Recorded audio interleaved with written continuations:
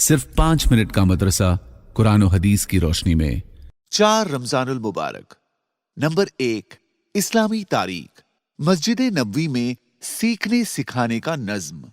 मस्जिद नबवी सिर्फ इबादत की जगह ही नहीं थी, बल्कि तालीम और ताल्लुम यानी सीखने और सिखाने की एक दरसगाह भी थी, जिसमें लोग जमा होते और दीन की बातें एक दूसरे से सीखा करते।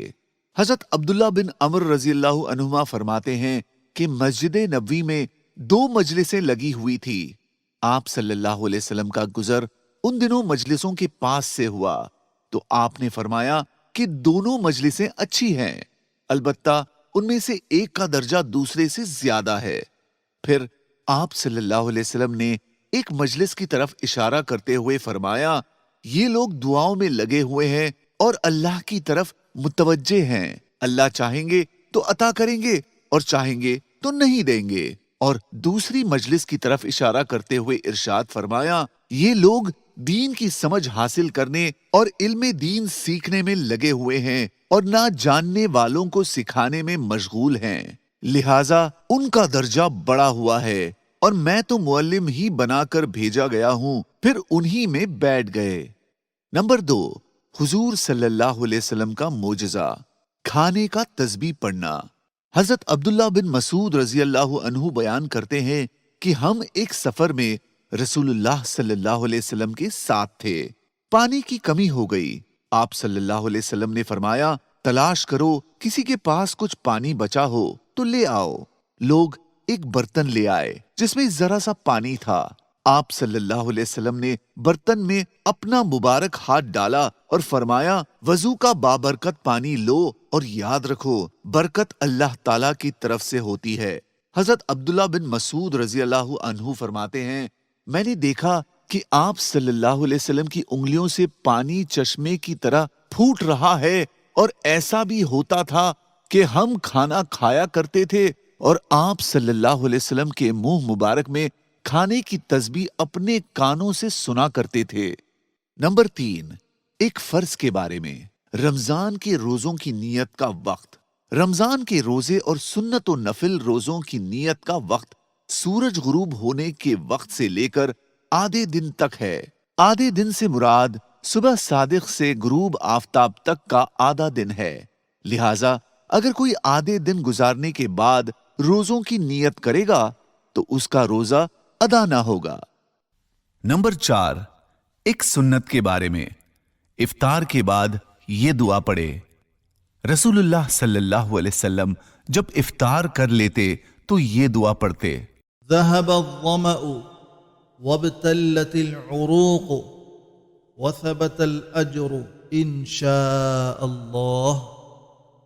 नंबर 5, एक अहम अमल की फजीलत, रोजेदार को इफ्तार कराना। रसूलुल्लाह सल्लल्लाहु अलैहि वसल्लम ने फरमाया, जो शख्स हलाल कमाई से रमजानुल मुबारक में रोजेदार को इफ्तार कराए, उस पर रमजान की रातों में फरिश्ते रहमत भेजते हैं और शबे क़द्र में जिब्राईल अलैहिस्सलातु वस्सलाम उससे मुसाफा करते हैं और जिससे जिब्राईल अलैहिस्सलातु वस्सलाम मुसाफा करते हैं उसकी पहचान ये है कि उसका दिल नरम और आंखों से आंसू बहते हैं। नंबर 6, एक गुनाह के बारे में। नमाज छोड़ना। रसूलुल्लाह सल्लल्लाहु अलैहि वसल्लम ने फरमाया, जो शख्स जानबूझकर नमाज छोड़ देता है, अल्लाह ताला उसके सारे आमाल बेकार कर देता है और अल्लाह का जिम्मा उससे बरी हो जाता है जब तक कि वो अल्लाह से तौबा ना कर ले। नंबर 7, दुनिया के बारे में। दुनिया का कोई भरोसा नहीं।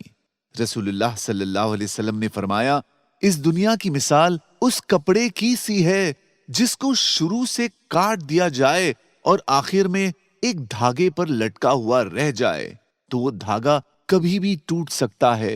उसी तरह इस दुनिया का कोई ठिकाना नहीं, कभी भी खत्म हो जाएगी। नंबर 8, आखिरत के बारे में। जन्नती अफराद। रसूलुल्लाह सल्लल्लाहु अलैहि वसल्लम ने फरमाया, क्या मैं तुम्हें जन्नती अफराद ना बताऊं? नबी जन्नती है, सिद्दीक जन्नती है, शहीद जन्नती है और वो शख्स जन्नती है जो अल्लाह की खातिर اپنے بھائی سے ملاقات کے لیے بستی کے ایک کنارے سے دوسرے کنارے گیا۔ نمبر 9، طب نبوی سے علاج، بھولنے کی بیماری کا علاج۔ رسول اللہ صلی اللہ علیہ وسلم نے فرمایا، اپنے گھروں کو لبان اور شیخ کے ذریعے دھونی دو۔ نوٹ: شیخ ایک مشہور و معروف خوشبودار پودا ہے جو جزیرت العرب میں کثرت سے پایا جاتا ہے۔ لبان دل کو مضبوط کرتا ہے، بھولنے کو ختم کرتا ہے۔ حضرت ابن عباس رضی اللہ عنہما سے منقول ہے کہ لبان کو شکر کے ساتھ نہار منہ پینا پیشاب اور بھولنے کے لیے بہت اچھی چیز ہے۔